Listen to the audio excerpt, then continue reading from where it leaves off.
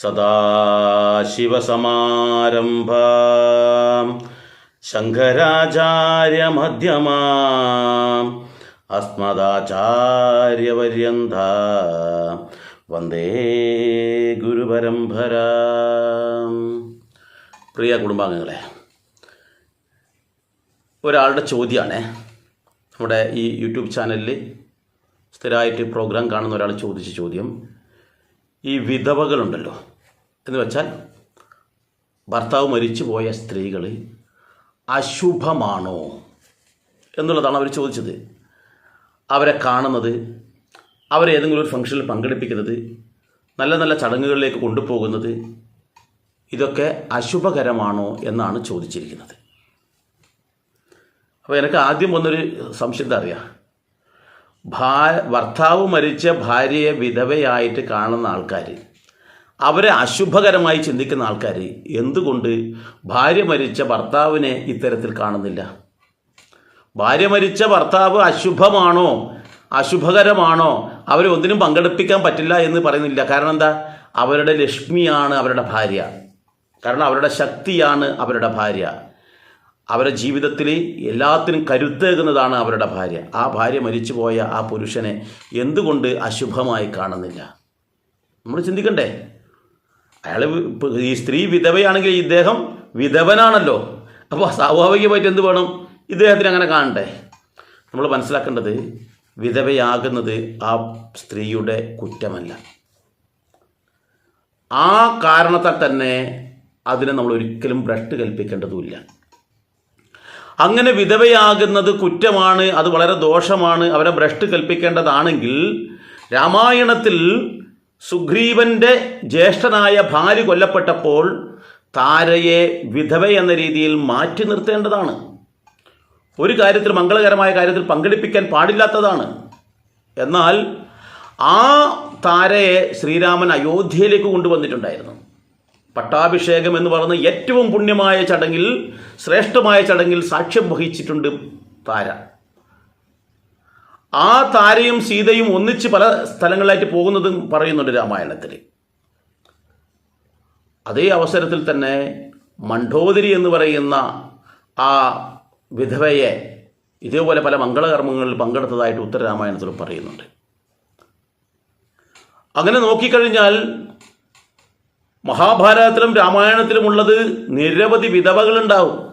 അവരെ എവിടെയും ഭ്രഷ്ട് കൽപ്പിച്ചതായിട്ടോ അവരെ അശുഭകരമായിട്ടോ ഒരു സ്ഥലത്തും പ്രതിപാദിച്ചിട്ടില്ല. പിന്നെ എവിടുന്ന് വന്നു ഈ ഒരു കാര്യം എന്നാണ് ഞാൻ ചിന്തിക്കുന്നത്. നമ്മൾ ചിന്തിക്കേണ്ടത്, ഒരു സ്ത്രീ വിധവയായി പോയാലും ഇല്ലെങ്കിലും ഒരു ചടങ്ങിൽ നിന്നും ഒരു സ്ത്രീയെയും മാറ്റി നിർത്തുന്നത് ശരിയല്ല. ഒരു ചടങ്ങിൽ നിന്ന്, നമ്മൾ കുടുംബവുമായി ബന്ധപ്പെട്ടിട്ടുള്ളതോ അല്ലെങ്കിൽ ഒരു വിവാഹമാകട്ടെ, അല്ലെങ്കിൽ ഏറ്റവും മംഗളകർമ്മമാകട്ടെ, ഇങ്ങനെയുള്ള ഏത് ചടങ്ങിൽ നിന്നും ഒരു ആയതുകൊണ്ട് മാത്രം അവർ മാറ്റി നിർത്തുന്നത് ശരിയല്ല. അതുകൊണ്ട് തന്നെയാണ് വിധവകൾക്കുണ്ടാകുന്ന മാനസികമായ ദുഃഖങ്ങൾ ഇല്ലാതാക്കാൻ വേണ്ടി, വിധവകൾക്കുണ്ടാവും പലതരത്തിലും ദുഃഖങ്ങളുണ്ടാവും. കാരണം അവർ ഒറ്റപ്പെട്ട് നിൽക്കുമ്പോഴാണ് അവരുടെ ആ വിയോഗത്തെക്കുറിച്ച് അവർ ദുഃഖിക്കുക. അപ്പോൾ ആ ഒറ്റപ്പെടുന്ന അവസരത്തിൽ അവരെ ചേർത്ത് പിടിക്കുകയാണ് വേണ്ടത്. ഇതാണ് ശ്രീരാമചന്ദ്രൻ ആ ജ്യേഷ്ഠൻ കൊല്ലപ്പെട്ടപ്പോൾ ആ വിധവയായ ഭാര്യയായ താരയെ സുഗ്രീവനോട് വിവാഹം കഴിക്കാൻ വേണ്ടി പറയുന്നത്. കാരണം ജ്യേഷ്ഠൻ ഇല്ലാത്ത അവസ്ഥ. ഭാര്യ അങ്ങനെയല്ല ചെയ്തത്. അനിയൻ ജീവിച്ചിരിക്കുമ്പോൾ അനിയനെ ആട്ടി ഓടിച്ചിട്ട് ഭാര്യയെ ബലമായിട്ടാണ് റുമയെ കൊണ്ടുവന്നിട്ട് ഭാര്യയാക്കി വെച്ചത്, ബലമായിട്ട്. ഇതങ്ങനെയല്ല, ഇത് വകുപ്പ് മാറി. കാരണം ഇന്ന് അവൾ ആരും തുണയില്ലാത്ത ദുഃഖം മാത്രം അനുഭവിക്കുന്നൊരു പെൺകുട്ടിയാണ്. ആ പെൺകുട്ടിക്ക് ഒരു ജീവിതം കൊടുക്കുകയാണ്, ആ ജീവിതത്തിൽ ഒരു വെളിച്ചം കൊടുക്കുകയാണ് ചെയ്യുന്നത്. രണ്ടും രണ്ടാണ്. അപ്പോൾ നിർബന്ധമായിട്ടും നമ്മുടെ ഭാരതത്തിൽ വിധവാ വിവാഹത്തെ പ്രോത്സാഹിപ്പിക്കുകയാണ് ചെയ്തിട്ടുള്ളത് നമ്മുടെ ആചാര്യന്മാർ. കാരണം അവരശുഭകരമല്ല. എല്ലാ പുണ്യകരം, ഇപ്പം മകൻ്റെ വിവാഹമാണ്, മകൻ്റെ വിവാഹത്തിൻ്റെ സമയത്ത് അച്ഛൻ മരിച്ചുപോയി എന്ന് വെച്ചിട്ട് ഈ അമ്മ മൂലയിലിരിക്കണമെന്നാണോ പറയുന്നത്?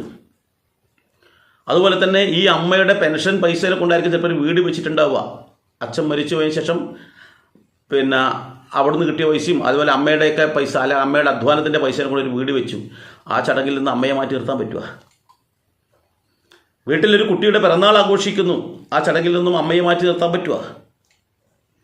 നമ്മുടെ കുടുംബത്തിൻ്റെ എല്ലാ ചടങ്ങുകളിൽ നിന്നും ഒരു സ്ത്രീ സാന്നിധ്യം ഇല്ലെങ്കിൽ അത് മംഗളമായ കർമ്മമെന്ന് പറയാൻ പറ്റില്ല. അത് മംഗളമല്ല. സ്ത്രീകൾ ഉണ്ടാകുമ്പോഴാണ് അത് മംഗളകർമ്മമാകുന്നത്. അപ്പോൾ നല്ല കർമ്മം നമ്മുടെ വീട്ടിൽ നടക്കുമ്പോൾ ഇവരെ ഒരിക്കലും മാറ്റി നിർത്തരുത്. ഇവരെ നല്ല സ്ത്രീകളെ വിധവയായി പോയതിൻ്റെ പേരിൽ ഒരു ചടങ്ങിൽ നിന്നും മാറ്റി നിർത്തരുത്. ഏത് കാര്യത്തിലും അവരെ മുന്നിൽ നിർത്തിക്കഴിഞ്ഞാൽ വിജയമേ ഉണ്ടാവും. വിജയം മാത്രം. നമുക്കറിയാം, നമ്മുടെ ഈ മുൻപുണ്ടായിരുന്ന ഒരു പ്രധാനമന്ത്രി ഇന്ദിരാഗാന്ധി പാകിസ്ഥാനായിട്ടുള്ള യുദ്ധത്തിൽ വിജയിച്ചിട്ടുണ്ടായിരുന്നു നമ്മുടെ ഭാരതം. അന്ന് ഇന്ദിരാഗാന്ധി പ്രധാനമന്ത്രി. ഇന്ദിരാഗാന്ധി വിധവയല്ലേ? ആലോചിച്ച് നോക്കൂ. പിന്നെ അവിടെയും നോക്കണ്ട, നമ്മുടെ ഈ ഝാൻസി റാണിയെപ്പോലുള്ള ആൾക്കാർ പടക്കളത്തിൽ മുന്നിൽ നിന്ന് കൊണ്ടാണ് യുദ്ധം ചെയ്തിട്ടുള്ളത്. എന്തുകൊണ്ടാണ്? അന്ന് ഝാൻസി റാണി ഭർത്താവ് കൊല്ലപ്പെട്ടപ്പോൾ ആ സമയത്ത് ഒരു കയ്യിൽ കുട്ടിയെയും മറുകൈയിൽ വാളുമായി നിന്നിട്ട് അവരോട് പോരാടി വീരമൃത്യു വരിച്ചതാണ് നമ്മുടെ ഝാൻസി റാണി. അങ്ങനെ ശ്രേഷ്ഠകളായിട്ടുള്ള ആൾക്കാരാണ് നമ്മുടെ ഭാരതത്തിലുള്ള സ്ത്രീകൾ. അവരെ മാറ്റി നിർത്തിയിട്ട് നമുക്കൊരു ചരിത്രം പറയാൻ കഴിയില്ല. അതുകൊണ്ട് വിധവയായി പോയി എന്നുള്ള ഒരൊറ്റ കാരണത്താൽ അത് അവരുടെ യോഗമാണ്. ഒരാൾ മരിക്കാൻ വെച്ചാൽ അവർക്ക് അത്ര സമയമായി, അവർ മരിച്ചിട്ട് അവരങ്ങ് പോയി. പക്ഷേ അതിനുശേഷം സമൂഹത്തിലുള്ള എല്ലാ കാര്യങ്ങളോടും പടപൊരുതി ഈ മക്കളെ ചിലപ്പം കല്യാണം കഴിഞ്ഞിട്ട് 1 വർഷം 2 വർഷം ആകുമ്പോഴാണ് ഈ പെൺകുട്ടി വിധവയാവുന്നത്. പിന്നീട് ഒരു വിവാഹം പോലും കഴിക്കാതെ, പുരുഷന്മാർ പിന്നെയും വിവാഹം കഴിക്കും, വിവാഹം പോലും കഴിക്കാതെ എല്ലാം മാറ്റിവെച്ച് തൻ്റെ കുടുംബത്തിന് വേണ്ടി, തൻ്റെ മക്കൾക്ക് വേണ്ടി ജീവിതം ഒഴിഞ്ഞു വെച്ച് എല്ലാ ദുഃഖങ്ങളും സഹിച്ച്, യാതനകൾ സഹിച്ച് ത്യാഗോജ്ജലമായ ജീവിതം നയിച്ചിട്ട് അവർ ആ മക്കളെ ഉന്നതിയിലേക്ക് എത്തിക്കുന്നുണ്ട്. അത് ആ സ്ത്രീയുടെ ദൃഢമായിട്ടുള്ള ചിന്തകളാണ്. അപ്പോൾ അങ്ങനെയുള്ളവർ ഒരിക്കലും മാറ്റി നിർത്തുകയല്ല വേണ്ടത്, അവരെ മുന്നിൽ നിർത്തുകയാണ് വേണ്ടത്.